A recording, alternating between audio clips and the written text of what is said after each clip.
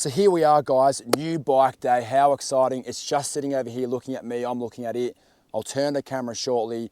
But for a little bit of context, some people are gonna think I'm crazy for buying it. Some people are gonna think I'm awesome for staying true to my colors. But end of the day, this was bought out of opportunity presenting itself. I had no intention of buying this, but when the opportunity presented itself because of Trevor, who you'll see at the end of this video, having an accident and wanting to offload his bike, I realized I don't have $20,000 to buy a Husky 701, KTM 690, Gas E700. I'd love one of those bikes. And I started thinking, one, I don't have the cash, but why the hell would I want to spend so much money on a bike when I'd have to get a loan for it?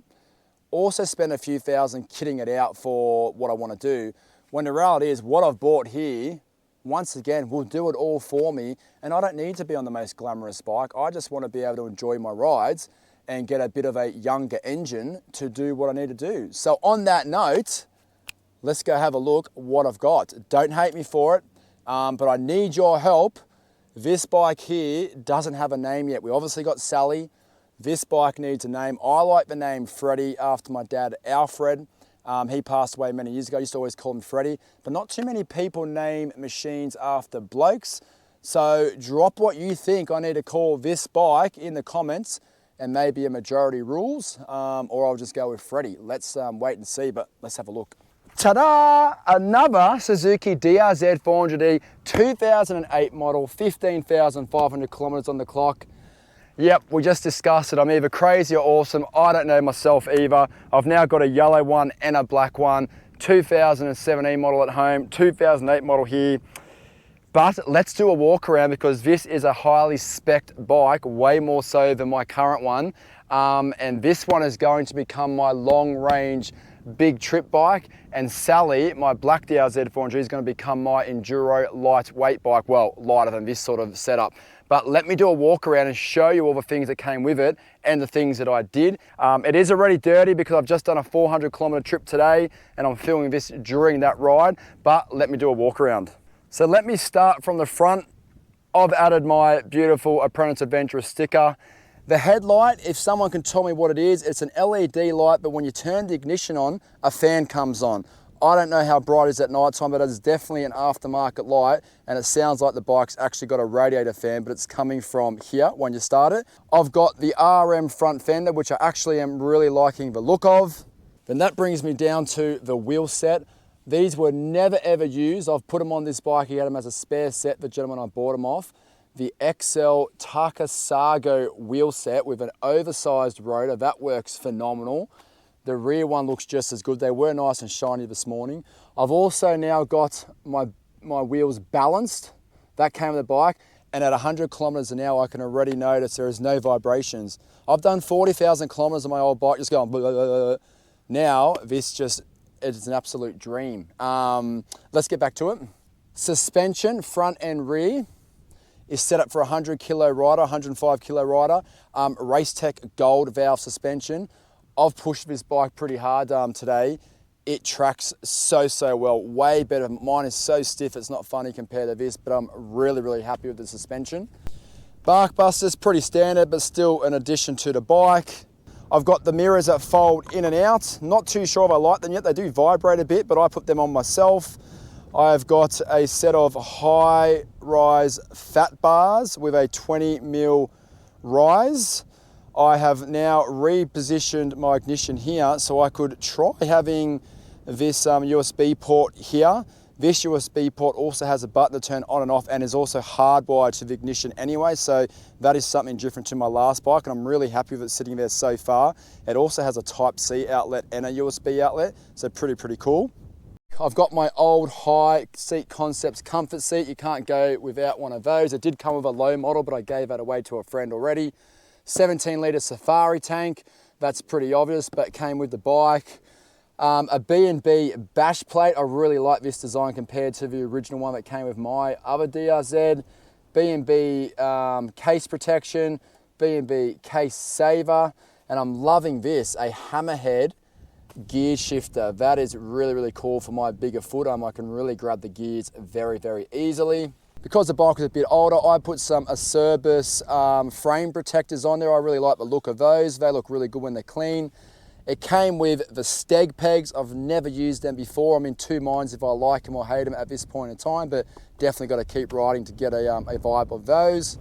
It's got a pretty cool looking carbon fiber chain guard down there. That's pretty cool. There is the rear wheel with the gold hub. So when that's clean, that comes up really, really well. It came with the B&B rear rack. I've always wanted one of these, but because I bought one long time ago, it was a different brand, I just stuck with it purely because it did the job. But I love having that there, and I've got all my little Krieger tie downs ready to go. It's also got an FMF PowerCore slip-on exhaust. That sounds awesome. But more importantly, at the heart of the engine, an Athena big bore kit at 11,000 kilometers, only 3,000 kilometers old.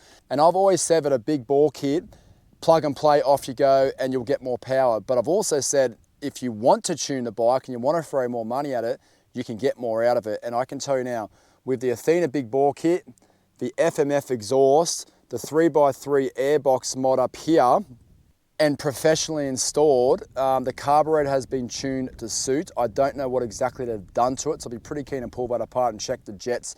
But this bike pulls bloody hard, and it is way more powerful than Sally. And I'm actually amazed it's the same bike, really. So very, very happy with that. It just goes to show what an exhaust can also do to the bike.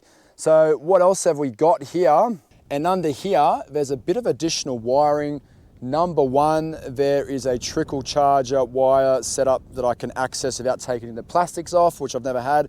And number two, it's also got the regulator bypass mod, and that just bypasses the connector pins, so you get a more consistent reading and more consistent input to the battery. So I'm pretty happy with that. It looks like it's been done properly. So there you go, another DRZ 400E. I know I'm crazy, but honestly, this bike feels so different to ride than my current Sally.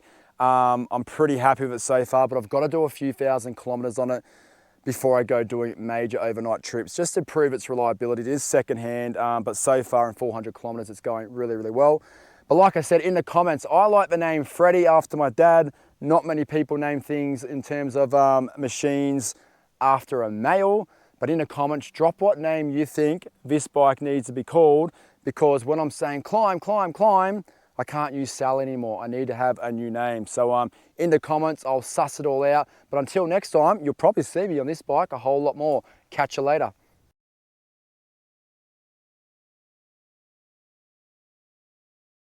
So the opportunity that presented itself to buy this bike was a guy named Trevor. He said I could put him in this video because I filmed a little bit of him when I picked up the bike. But the poor guy was 61 years old. This was his, his little dream of a bike. He had a crash recently, and effectively, don't quote me on this, effectively broke a bone where his head meets his neck.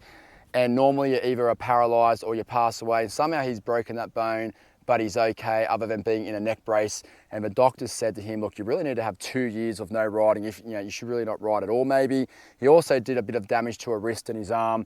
But ultimately at his age, he decided, I need to get rid of this bike. It's not for me right now. And that's where the opportunity presented itself. He contacted me to see if anybody I know would maybe want to buy this. And that's when my brain started thinking, well, what about myself? But without that opportunity, I obviously would never have bought this bike. I would have just kept saving. But that's how it came about. And I'll show you this little clip of Trevor. But Trevor, thank you very much. I know it's your loss and it's kind of like my gain. But as we discussed, mate, this bike is going to be used accordingly and it's going to have a great, great life. And you will see it on the videos. Trevor, I know you're a fan of the channel, mate. I know I'm purchasing a bike that came out of opportunity but at your loss, but thank you very much. Heal well.